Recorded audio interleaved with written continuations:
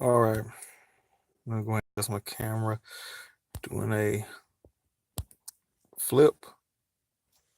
And how do you turn the brightness on? Enable flash. There we go. All right, I'm gonna make this really quick because I only have 40% left on this battery. And look, to be honest, TLC was basically what you would expect it to be. It was more of the WWE's. They just don't care anymore. Let's be honest about this. They've lost all sense of what their pay-per-views should be and the meaning of their pay-per-views. Is TLC. Nothing was hardcore about these matches. They were pretty much thrown together except for a couple. And as far as story, they tried, but nothing really to get anybody interested. Um, what was the first match? Oh yeah, I think I came in on Braun Strowman versus Baron Corbin, and this was Cop Out City to the max. So Baron Corbin comes out and he's giving his whole spiel about becoming the general manager. Out comes Braun in a slang, arm slang, whatever, and I'm thinking I said, okay, he's gonna tear it off and beat Corbin to to bloody smithereens. Instead, he's like, hey, in a TLC match, it's no disqualification and people couldn't help me. And out comes Smile Cruz, um, the tag champions, Rude and Gable, Finn Balor. So you saw Finn Balor bareface, so you already knew you weren't going to get on the demon pain, which I'll get to in a little bit. And what's this? Oh yeah, and then Heath Slater took off his shirt, his referee shirt, and they all attacked Baron Corbin. He retreats and he goes up to the top of the ramp, and out comes Vacation Kurt Angle. He beats up Corbin. They all hit all their signature moves on Corbin, and Corbin gets pinned by a one-armed Braun Strowman.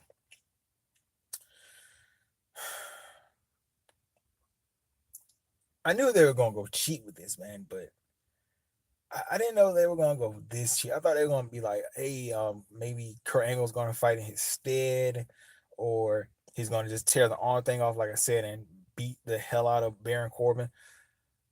It was just unimpressive. I, it just felt like a waste of time. And then you get on to the next match, which this match was boring, and that's unfortunate. It had a decent storyline. Parent just died, and you got Ruby Riott disrespecting the legacy of Jim the Anvil Neidhart, who he's got to be looking down at this like, man, like they got to do better with my storyline. That's probably the only one he's going to ever get in the WWE. Anyway, this match was just boring, and this was a tables match.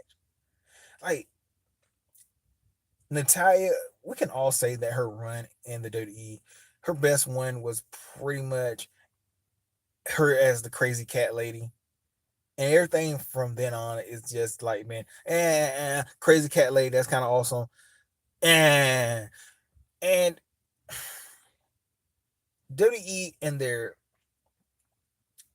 blazes of stupidity, they have Natalia win this match wearing her dad's jacket and sunglasses for like this feel good moment. But then Ruby Riott, like she's been having these awesome matches, and she developing as a character, getting one of the, like in my opinion, one of the hottest women there because they've improved her look. Trust me, I've seen her on the indies and stuff like that. Not really that impressive, but the look they've given her now, she's kind of hot. Don't at me on that, but they've literally did nothing with Ruby Riott besides give her L after L after L, paired her with the Riot Squad, L after L after L after L, till, hey, guess what? Nobody gives a fuck about Ruby Riott or the Riot Squad. Oh, okay. Then the next match, I'm trying to think I might be out of order on these a little bit. I think it was Drew McIntyre uh versus Drew McIntyre versus oh my god, Finn fucking Balor, and Finn Balor wins with the help of Dolph Ziggler. And the thing that struck me odd about this match is, again, Finn Balor, no face paint. I mean, okay, he gets attacked by Drew McIntyre, gets almost injured, no face paint. IC title on the line at WrestleMania, no face paint. Um, World title match, no face paint, no. But Baron Corbin, after he cut his hair, ooh, now that brings out the demon paint. What, what is this guy's character, and what are they trying to tell us? Like, honestly, this is he like he smiles so he can keep the demon at bay? Is that it? Because if that's it, if he needs to smile to keep the demon at bay, what's gonna push him to become the demon? Like, what, somebody needs to piss on his leather jacket? Somebody needs to call him a leprechaun? What is gonna take him to the level where he becomes a demon for an extended period of time? Because smiling Finn, I don't think they've established this as a character. I'm just spilling off, but that's got to be it. That's got to be the reason why he smiles all the goddamn time. It's got to be. There's no other reasonable explanation for one, the smiling, for two, just whatever. Dolph Ziggler comes out to attack Drew McIntyre, and he hits a super kick, and then he tries for the chair. McIntyre takes the chair, brings him to the ring. Um, Finn Balor hits the double drop kick, and then the coup de grace. Wow.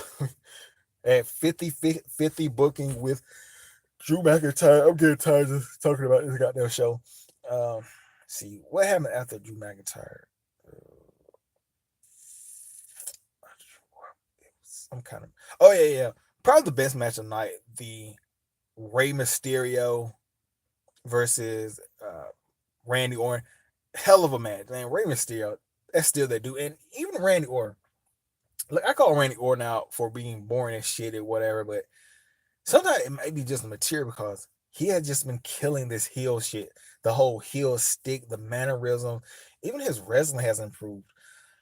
Um, all in all, Rey Mysterio beats Randy Orton with, like, I don't even know what the hell that shit was. Like, Randy Orton tries to sell like 4 chairs for RKO. Ray counters it into like some kind of like, I don't know what the hell it was. It was like a leg arm whip or whatever. Anyway, or face buster arm. It was just something new. So he did enter the chairs. Randy Orton sits up, and then Ray runs up on the chairs and victory rolls Randy Orton up. Just that, you gonna watch anything on TLC? Watch that match.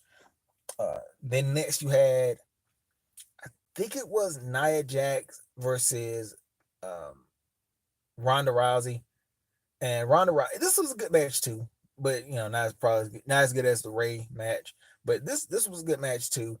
And look, IWC, IWC people, the stuff that Nia Jax can't wrestle. Look, she's not top of the line wrestler number 1 or whatever. But the talk of her she needs to get sent down to NXT. She's not that good. Just stop. She carried this match. Yeah, Ronda Rousey had the good spots, whatever. But Nia Jax played her role in this match, and she carried it. She did the best job in this match for her size. She made Ronda Rousey look good. All thing Ronda Rousey had to do was hit her signatures, and that's it. Um, so applause to Nia Jax, and Ronda Rousey wins with the arm thing, and I don't know where they take Nia Jax from here. Like, I know they're supposed to have a women's tag match, but after the match they had, who was it? Oh yeah, Becky Lynch attacked her for, like, breaking her face. So I don't know if they're gonna have Nia go over to. Oh, sorry about it. Talk about this boring ass show. Nia going over to SmackDown. I don't know how that story is going to end up or whatever, especially with what happened at the end. And then you had, I think,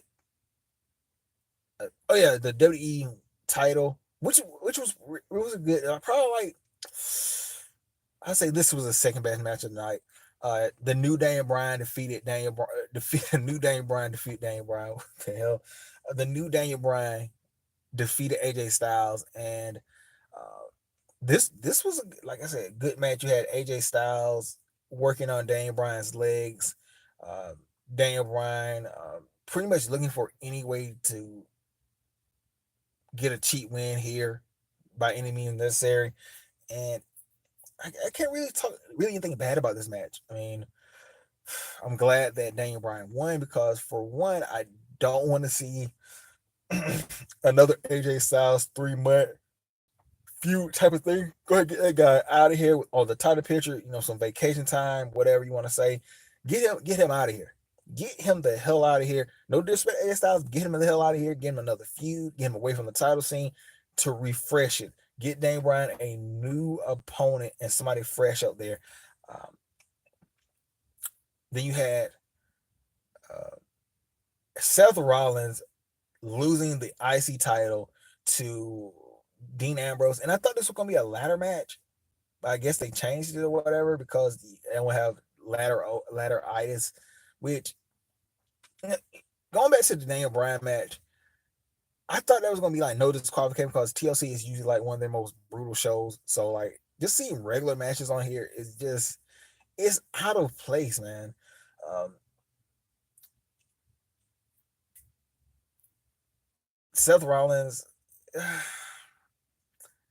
I'm I'm on the fence. Like I've been watching a lot of the Brad rules, and he's really anti Seth Rollins, and the main reason he says that is because the guy just fucking doesn't sell.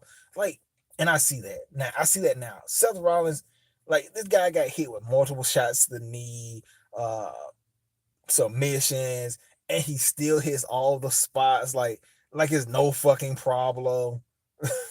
Like, oh my god, you just wrapped my chair in a steel chair and slammed it. Let me hit this hurricanrana or this uh suplex into another suplex. Fuck my life. Um, and Dean Ambrose win the IC title, man. It's okay. And also, who the fuck thought it was a good idea to add a foghorn to Dean Ambrose already kind of cringe-worthy music? That's just uh man, Dean Ambrose winning the IC title again. It's just like what can I say? He was okay. He won the IC title. Uh, it, this is what I'm talking about. With all the Shield members, as soon as they broke up or whatever, they just catapult them right into the title scene. Just like, hey, Seth Rollins, you're a world champion. Just like right there. Reigns, look, we're gonna be to be the guy. Like we're just gonna shove that shit down everybody's throat. Fuck what they think. We're shoving it, shoving it, shoving. You're gonna be a 4-time, I think he's a 4-time champion. Just like shoving it. Ambrose, IC title, US title, all the titles, and now you're gonna try to like bring it back to where he's like happy to be the IC champion because like no. And he's like, I thought being in the Shield made me strong. You became a world champion outside the Shield. Shut the hell up. Shut. I thought being in the Shield. Shut up. It just sounds so stupid. Like this feud. Like you gotta do this feud right here. It needs a world title. Like I think the best feud between them was when Seth was world champion, and it kind of meant something. Now it's just like it's just a role swap, and it loses less meaning. You betrayed us. You did it first. You you you're traitors to the. You did it. You don't. You're going against what you did it. Like why are we even having this match? You Seth, you did all this stuff. that Dean Ambrose kind of did, but you did it with Triple H. Whatever. Then you had the main event, which I'm happy about the winner, Asuka winning the SmackDown Women's title, uh, but under weird circumstances. First of all, Asuka smiling at everything she does to cause pain and affliction on Becky Lynch, and Charlotte completely precious. That is that was one of the best things that happened on TLC. Um, Charlotte, and I'm now dubbing her the Mad Queen because they've got to change her look. They've got to do something with her character, and this would be the perfect opportunity. With her coming out with her basically the Chelsea Green hot mess type thing. I don't think they're gonna show alcohol, but they could just show her coming out in like ravish robes and uh, wild hair and just just putting up her character because the character she has now, cool, calm, collected queen, the facade of it is kind of being shaken. So if you're gonna, do something new with her character, that this would be the perfect time. The Mad Queen. I think that would be awesome for her character. They're already, pushing on her character like, wow, Sherry started doing this. Something's driving her. Becky Lynch, the man. She I guess I gotta start watching more SmackDown. I really don't care. Like I'm gonna be honest, I really don't care about Becky Lynch, the man, because I haven't seen too much SmackDown. Um, and Oscar winning the title. So let me tell you how it happened. So Becky and Charlotte are fighting on the top of the ladder, one of the two ladders. Out comes Ronda Rousey, comes in and pushes them both off of the ladders, and the announcer's like, "Well, she got her payback for the kendo stick and um, Becky attacking her backstage a month ago." Uh, I guess, uh, I guess whatever. So, at least Oscar alone by herself, and she wins, and it's just like I'm happy, but it also feels really cheap that she had to have that kind of outside interference to win, with Oscar being so dominant. But also, I can see the fuse on the horizon.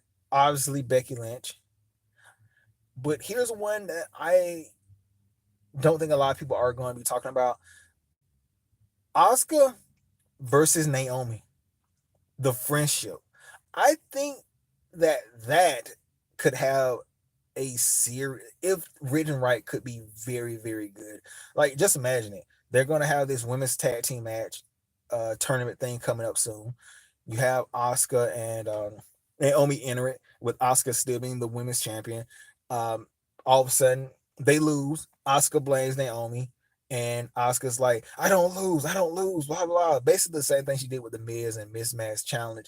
And it turns into a feud. Or you could have flip, you could keep Oscar face and switch Naomi to a heel and like say like, you cost me a title, I want it to be the title and I need your title. It's possibilities there if they go there, but you know how they treat Naomi. So all in all, just a mediocre show, man. Like, I remember back in the day, TLC used to mean something. TLC used to have like, when all the matches were, first of all, they were hardcore and they had a storyline, they had a purpose. The matches made sense. Now they just throw any kind of random shit out there just to fill that pay-per-view roster. And this is the result: mediocrity at its finest.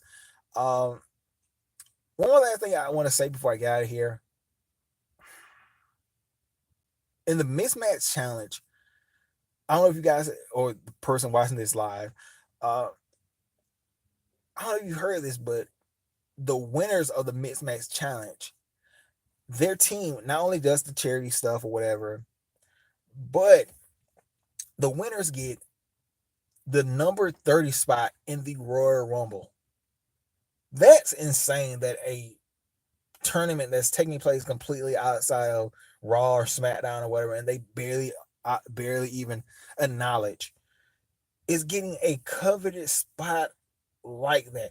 And that would be kind of good if they had some like real contenders in there. But it's got down to R-Truth, Kurt Hawkins, Apollo Crews, and just like I think like one more. I think who's the other guy? Jinder Mahal, which I guess because he's a former world champ. But none of these guys seem like okay. First of all, coming in at number third spot, it's big, and that could mean you could win. It means you could win. Putting in one of these jobber guys at the number 30 spot just automatically tells me they're going to get thrown over, and it means absolutely nothing. Like because they're not gonna have Kurt Hawkins win the Royal Rumble, although it would be fucking hilarious. Or Apollo, that would be a way to get Apollo Crews out there. Like, although he probably would get his shit pushed in by Brock Lesnar, but it would be like a moment if let's just say he won it from some other guy and become. But anyway, here or there, that's just very weird that they have that in this year's mismatch challenge. Like, what's next? When season 3 mismatch challenge, the winners get WWE title shots. What? So anyway, I'm gonna get out of here, man, because yeah, why I shouldn't really even give. I gave too much effort reviewing the show than they even probably put into booking or making this show. So I'm gonna get out of here, and yeah, that's pretty much it, man. Thanks for the one person viewing. Yeah, that's it. So anyway, I'm gonna get out of here. I'll catch you guys later, and comment section. Tell me what you thought about the show. You liked it, you loved it, you hated it, and also thoughts on the mismatch challenge. If you, whatever, if you, what's your thoughts on that? What are your thoughts on the mismatch challenge, giving people a number 30 spot just for winning? Anyway, peace out, guys. If I can hit this X. All right, there we go.